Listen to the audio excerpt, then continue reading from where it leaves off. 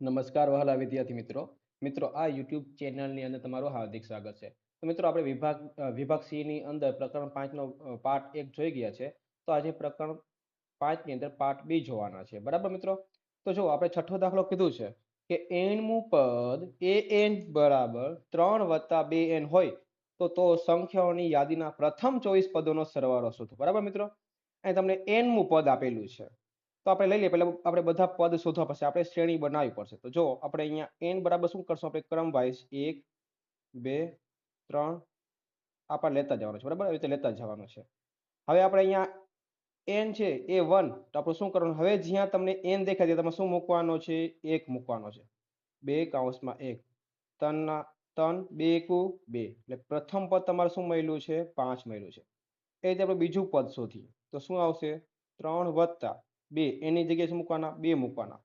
3 2 દુ 4, એટલે કેટલા મળ્યા, 7 મૂકવાના. 7 આવ્યા. એ 3 બરાબર શું આવ્યું, 3 વત્તા 2, એની જગ્યાએ કેટલા આવવા મૂકવાના, 3 મૂકવાના. 3 3 દુ 6, 3 3 9. એવી રીતે આપણે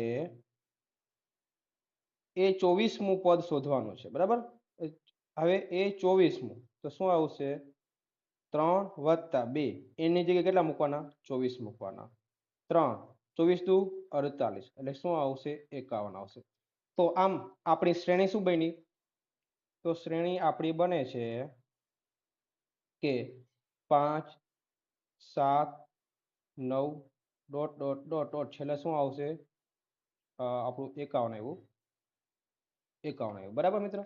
તો હવે શું કરવાનું છે કે આપણે પ્રથમ 24 પદોનો સરવાળો શોધવાનો છે. કેટલા પદોનો સરવાળો શોધવાનો છે, 24 પદોનો. તો અહીંયા આપણે n બરાબર કેટલા આવશે, 24 પદ આવ્યા છે. પ્રથમ પદ આપણું શું છે, 5 છે. સામાન્ય તફાવત જોઈએ તો 7 - 2 એટલે કેટલા મળશે, 5 મળશે. બરાબર, સરવાળો શોધવાનો છે. અને તો આપણે સૂત્ર મૂકશું Sn બરાબર n/2 કૌંસમાં 2a વત્તા n - 1 ઇન્ટુ d. બરાબર. હવે જુઓ, અહીંયા n ની કિંમત કેટલી છે, 24, 24 ના છેદમાં 2. 2 a ની કિંમત કેટલી છે, 5 વત્તા n ની કિંમત કેટલી છે, તો 24, 24 - 1 એટલે કેટલા વધશે, 23 વધશે. d ની કિંમત કેટલી છે, તો 2. બરાબર. હવે 24 12 દુ 24, 5 દુ 10, 23 માંથી 24 માંથી 1 જાય તો કેટલા વધે, 23 વધે. 23 દુ 46. બરાબર. હવે 12 અહીંયા ગુણ્યા 46 ને 10 કેટલા થશે, 56 થશે. આ બેનો શું કરવાનો, આપણે ગુણાકાર કરવાનો. બરાબર, તો અહીંયા કરી નાખીએ 56 ગુણ્યા 12. તો 0, 6 એકુ 6, 5 એકુ 5, 6 દુ 12 નો બગડો, વચ્ચે 1, 5 દુ 10 ને 1 11. તો 2 7 6, 672 આવ્યા. જવાબ શું આવ્યો આપણું, 672. મિત્રો, આપણે અહીંયા એસએન બરાબર આ સૂત્રનો ઉપયોગ કર્યો તો તમારે કદાચ એસએન બરાબર n/2 કૌંસમાં a વત્તા an નું સૂત્ર મૂકવું તો તમે સૂત્ર મૂકીને કિંમત શોધી શકો છો. ચાલો આપણે એ પણ એક વખત કરી લઈએ. n ની કિંમત કેટલી છે, 24 પદનો સરવાળો શોધવાનો છે. 24 બરાબર, n ની કિંમત કેટલી છે, 24, 24 ના છેદમાં 2. a ની કિંમત કેટલી છે આપણી પાસે, તો 5 છે. છેલ્લું પદ કયું છે, તો 51 છે. તો 12 દુ 24, અહીં કેટલા આવશે, 56 આવશે. હમણાં જ આપણે કર્યો છે 12 ગુણ્યા 56 બરાબર કેટલા થશે, તો કે 672. બરાબર મિત્રો? તો પ્રથમ 24 પદોનો સરવાળો આપણને શું મળે છે, 672. આમાં આપણે બે સૂત્રની કિંમત દાખલો ગણી શકીએ છીએ. તમને જે સહેલો લાગે એ રીતનો તમે ઉપયોગ કરી શકો છો. ચાલો હવે દાખલા નંબર આપણે 7 જોઈએ. જો સમાંતર શ્રેણીનું ત્રીજું અને નવમું પદ અનુક્રમે 4 અને -8 હોય તો શ્રેણીનું કયું પદ શૂન્ય હોઈ શકે. તો જો મિત્રો, અહીંયા આપણે ત્રીજું પદ શું કીધું છે, તો 4 કીધું છે. આ ત્રીજા પદ બરાબર હું એમ લખી શકું ને કે a વત્તા 2d બરાબર 4. આ આપણું સમીકરણ નંબર 1 છે. હવે તમને કીધું છે કે નવમું પદ, તો એ 9 બરાબર શું આવશે, -8 તમને કીધું છે.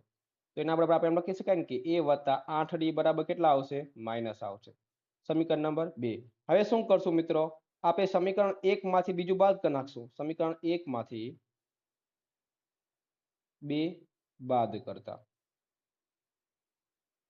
તો જો આ 1 છે, a વત્તા 2d બરાબર શું મળશે, 4 મળશે. પછી a વત્તા 8d બરાબર શું મળે છે, તો -8 મળે છે. બાદ બાકી કરવાની છે. બરાબર.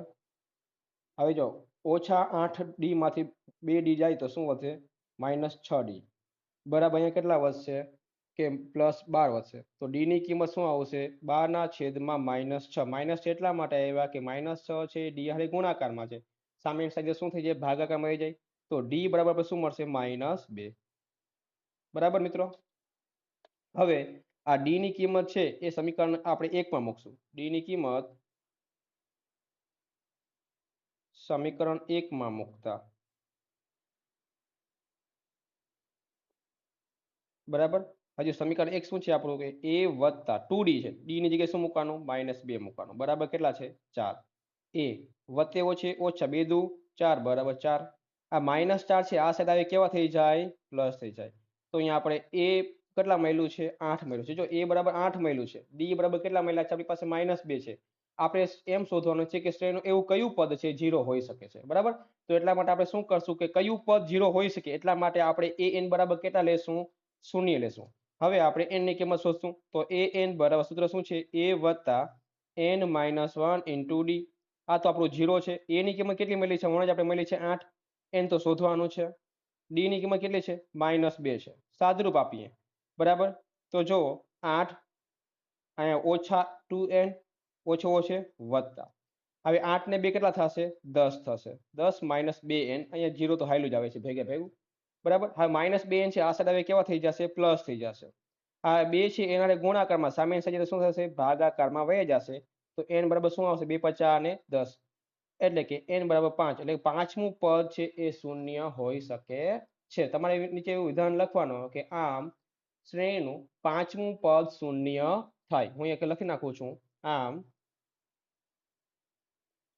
પાંચમું પદ શૂન્ય થાય બરાબર તો ચાલો હવે દાખલા નંબર આપણે 8 જોઈ લઈએ આઠમો દાખલો આપણે કીધું છે કે n ના કયા મૂલ્ય માટે બે સમાંતર શ્રેણીઓ 63 65 ને 67 અને 3 10 17 ના n માં પદ સમાન હોય બરાબર મિત્રો તો આપણે છે ને બે શ્રેણી લખી નાખું છું 63 65 અને 67 આ પહેલી શ્રેણી બની છે આપણી બરાબર અહીંયા બીજી શ્રેણી લખી નાખું છું કે 3 10 17 બરાબર મિત્રો હવે મિત્રો જો અહીંયા પહેલી શ્રેણીમાં પ્રથમ પદ બરાબર આપણે શું છે તો 63 આપેલા છે બરાબર હવે આપણે સામાન્ય તફાવત લઈએ તો 65 માઇનસ કેટલા મળશે 63 એટલે કે અહીંયા મળશે 2 એટલે સામાન્ય તફાવત બરાબર શું મળ્યું 2 મળ્યું છે બરાબર હવે અહીંયા આપણે a ડેશ લઈ લઈએ પ્રથમ પદ શું છે આપણું 3 છે d ડેશ એટલે કે શું છે કે 10 - 3 એટલે કેટલા આવશે 7 આવશે એટલે કે a ડેશ ની કિંમત 3 છે અને d ડેશ ની કિંમત આપણી પાસે 7 છે એટલે કે આ બીજી શ્રેણી માટે લીધું છે ને એટલા માટે આપણે a ડેશ કીધું છે ને અહીંયા d ડેશ કીધું છે બરાબર હવે આપણે શું શોધવાનું છે કે n માં પદ સમાન થાય એટલે કે કયું પદ આપણે બે n માં પદ છે ને n માં પદ એ આપણે સમાન શોધવાનું છે માત્ર સૂત્ર આપણે સૂત્ર શું આવશે કે a વત્તા n -1 ઇન્ટુ d આ પહેલી શ્રેણી માટેનું સૂત્ર છે આ બીજી શ્રેણી a ડેશ વત્તા n -1 ઇન્ટુ d ડેશ આ બીજી શ્રેણી માટેનું સૂત્ર છે કેમ કે એના n માં પદ સમાન છે સમાન એટલે શું થાય સરખું થાય એટલા માટે મેં અહીંયા સરખું દર્શાવ્યું છે હવે પ્લે શ્રેણીમાં a ની કિંમત કેટલી છે તો 63 છે આ બે માં આપણે એનમાં પદ તો સરખા શોધવાના છે d કેટલા આપેલા છે તો 2 આપેલા છે અહીંયા પ્રથમ શ્રેણીમાં બીજી શ્રેણીમાં a ડેશ ની કિંમત કેટલી છે 3 છે n તો 2 માં શોધવાનું છે d ડેશ ની કિંમત કેટલી છે 7 કીધી છે હવે આપણે સાદુરૂપ આપીએ 63 અહીંયા 2n -2 અહીંયા 3 7n -7 કેમ કે અહીંયા 7 છે એના હારે ગુણાકાર થાય તો 7n થઈ જશે માઇનસ નિશાની છે 7 એકુ 7 2 નો ગુણાકાર n સાથે 2n -2 એકુ 2 બરાબર આ 63 માંથી 2 જતી કેટલા વધશે 61 વધશે 61 વત્તા 2n અહીં જો 3 માંથી -7 જાય એટલે કેટલા વધશે 7n બરાબર મળશે આપણે -4 આ -4 છે આ સાઈડ આવે કેવા થઈ જશે પ્લસ થઈ જશે અને આપણા 2n પ્લસ છે સામે સાઈડ તો કેવા થઈ જાય છે માઇનસ થઈ જશે હવે 61 ને 4 65 અહીંયા 7 માંથી 2n જાય તો શું વધે 5n આ 5 છે એના રે ગુણાકારમાં છે સામેની સાઈડે શું થઈ જાય ભાગાકારમાં વયું જાય બરાબર હવે 13 50 કેટલા થશે 65 થશે તો આમ 13મું પદ છે આમ બંને શ્રેણીમાં 13મું પદ શું હશે સમાન હશે બરાબર સમાન હશે આ આપણો મિત્રો દાખલા નંબર 8 હતો. દાખલો જે આપણો થઈ ગયો છે. આપણે જવાબ મળ્યો છે કે બંને શ્રેણીમાં 13મું પદ સમાન હોઈ શકે છે. ચાલો હવે દાખલા નંબર 9 જોઈએ. એક સમાંતર શ્રેણીનું પ્રથમ પદ 1/3 છે. એટલે પ્રથમ પદ તમને શું આપેલું છે? 1/3 આપેલું છે. 8મું પદ તમને આપેલું છે 17/6. એટલે કે એ 8 બરાબર શું આપેલા છે? 17/6 આપેલા છે. તો આપણે સામાન્ય તફાવત એટલે કે ડી ની કિંમત શોધવાની છે અને ચોથું પદ એટલે કે A4 આપણને શોધવાનું છે. બરાબર મિત્રો? તો મિત્રો આપણે એ 8 છે એને આપણે એમ લખી શકાય કે A + 7D બરાબર કેટલા છે? 17/6 છે. A ની કિંમત તો છે જ આપણી પાસે. કેટલી છે? 1/3 વત્તા કેટલા છે? 7D બરાબર 17/6. આ પ્લસ 1/2 છે સામે થઈ જાય તો શું થઈ જશે? માઇનસ થઈ જશે. એટલે કે 17/6 માઇનસ 1/3.